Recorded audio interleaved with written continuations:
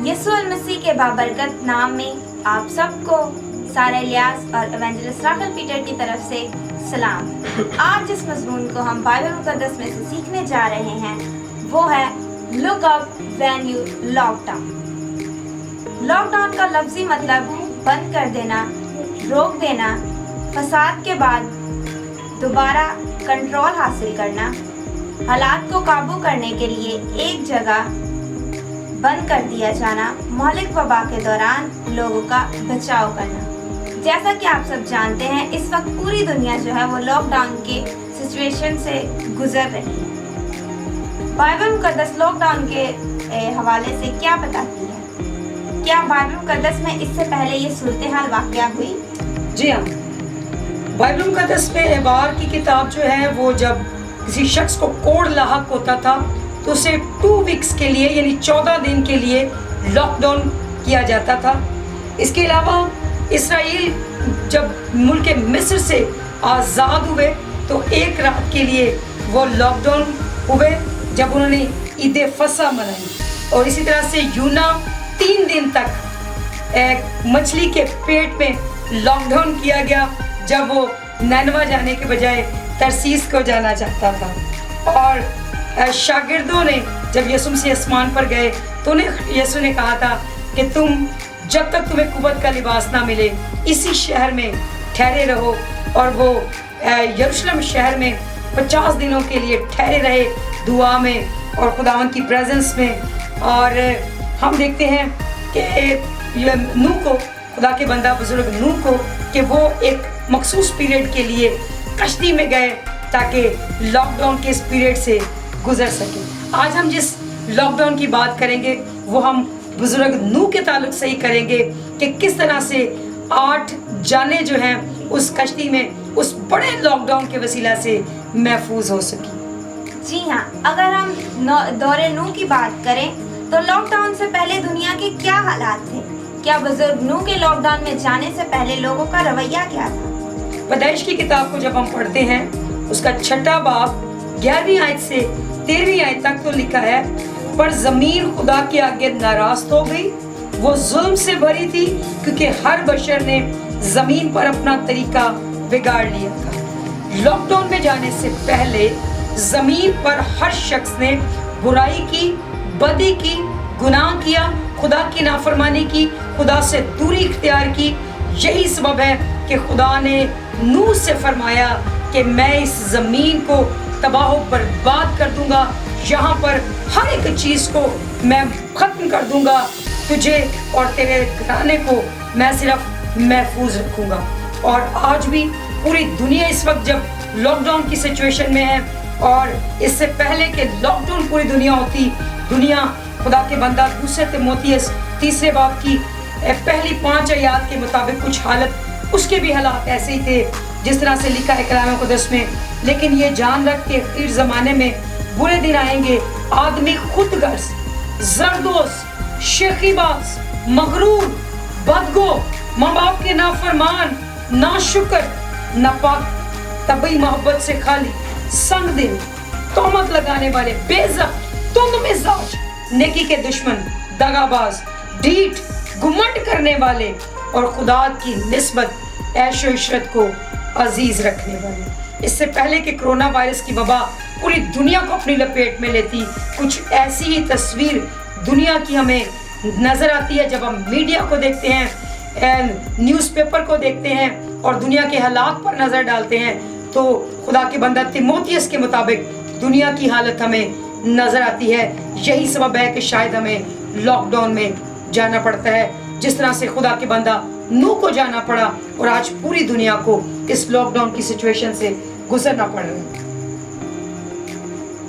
अगर हम देखते हैं कि नूह के दौर में भी और आज के दौर के भी हालात जो है वो बहुत हमें कॉमन नजर आते हैं। मेरा अगला सवाल आपसे है कि लॉकडाउन के दौरान नूह और उसका खानदान कश्ती में क्या करता था और किन किन फराइज को, जिम्मेदारियों को उन्होंने अदा किया और इस पूरे लॉकडाउन के दौरान उन्होंने क्या लेसन सीखा? जी हाँ, पैदाइश की किताब को जब हम पढ़ते हैं 7वें और 8वें बाब में तो बड़ी डिटेल से हमें पता चलता है कि नूह, उसका कुंबा, उसका घराना कश्ती में क्या क्या कामों को सरअंजाम देते थे। इससे पहले के बारिश शुरू होती 40 दिन और 40 रात, खुदा ने 7 दिन पहले नूह को, उसके घराने को और तमाम तर जानवरों को कश्ती में बुलाकर 7 दिन पहले से कश्ती को बाहर से बंद कर दिया। उसके दरवाजे को खुदा ने खुद लॉक किया ताकि उसे कोई इंसान या कोई भी खोल ना सके। और जब 40 दिन और 40 रात तक बारिश होती रही तो नूह और उसका घराना उस कश्ती के अंदर महफूज हो गए, लॉक हो गए वो। और हम देखते हैं कि तकरीबन ये लॉकडाउन का पीरियड जो नूह और उसके घराने पर आया है, it's a long term period. ये तकरीबन 1 साल का है, क्योंकि ये हिस्ट्री बताती है कि 364 दिनों का ये पीरियड था। एक दिन कम, 1 साल का पीरियड तकरीबन नूह का घराना जो है वो कश्ती में रहे हैं।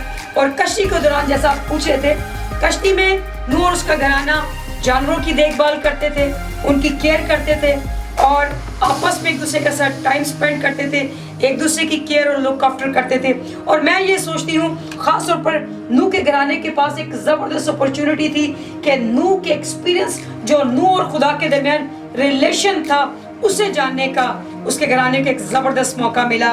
उन्होंने नूह के तजुर्बात जो खुदावन के साथ थे, खुदावन के साथ नूह का जो रिश्ता था, नाता था, रिलेशन था, उसे बड़े ज़बरदस्त तरीके से डीपली ऑब्जर्व किया, सीखा, जाना, परखा। और नूह के घराने ने उस लॉकडाउन के दौरान खुदा पर भरोसा करना सीखा, खुदा पर मजबूत ईमान रखना सीखा, खुदा पर तवक्कल करना सीखा और आसमान की तरफ मुसीबत में अपनी आंखें उठाना सीखी। जो टॉपिक हम सीख रहे हैं कि look up when you lockdown. उन्होंने लॉकडाउन के दौरान लुक अप करना सीख लिया, खुदावन को तकना सीख लिया कि किस तरह से खुदावन पर भरोसा किया जाता है।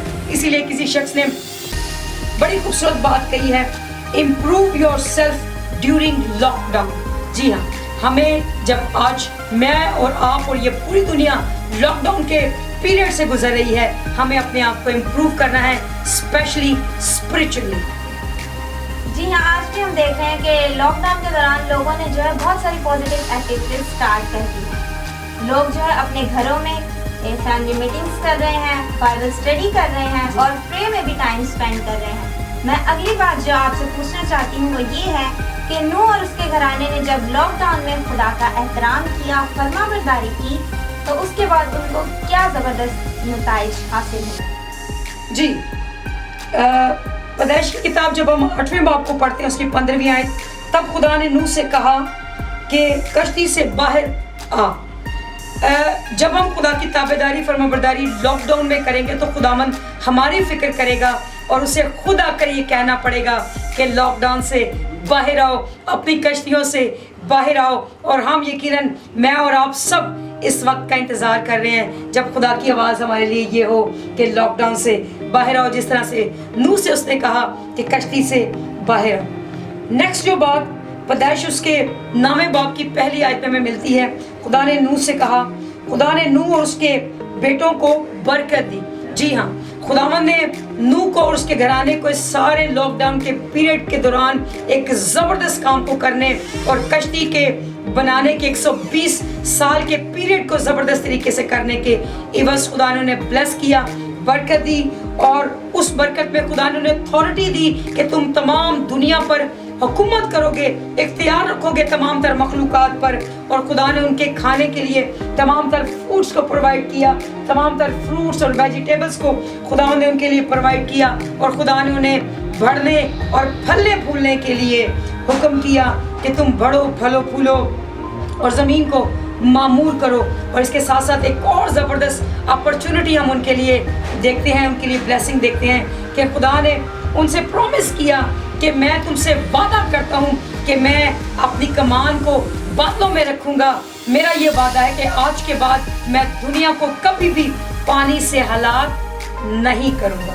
और हम देखते हैं जब भी बारिश होती है एक ज़बरदस्त रेनबो कलरफुल हमें नज़र आती है और वो यही उसी वादे को याद दिलाती है जो खुदा ने नूह और उसके ख़ानदान के साथ किया था। जी हाँ, जब भी हम खुदावंद की मर्ज़ी के मुताबिक अपने आप को लॉकडाउन करते हैं, खुदावंद अपनी ब्लेसिंग्स को हमारे लिए जारी और सारी करता है।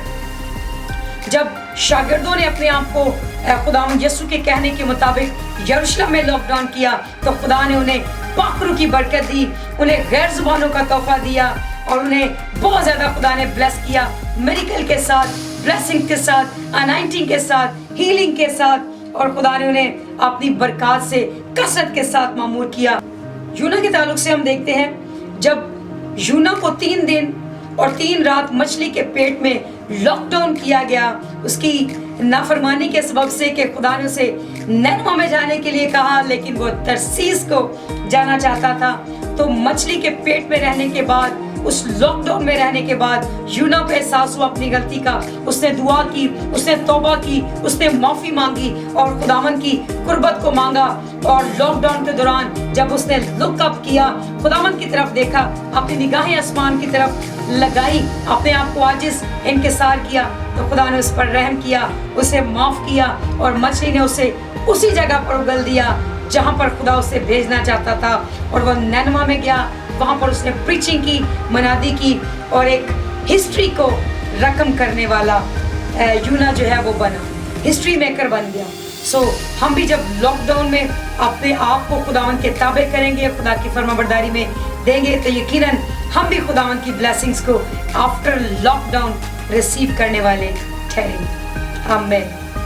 मेरा ईमान है कि खुदावंद ने इस कलाम के वसीला से आपको बरकत दी है।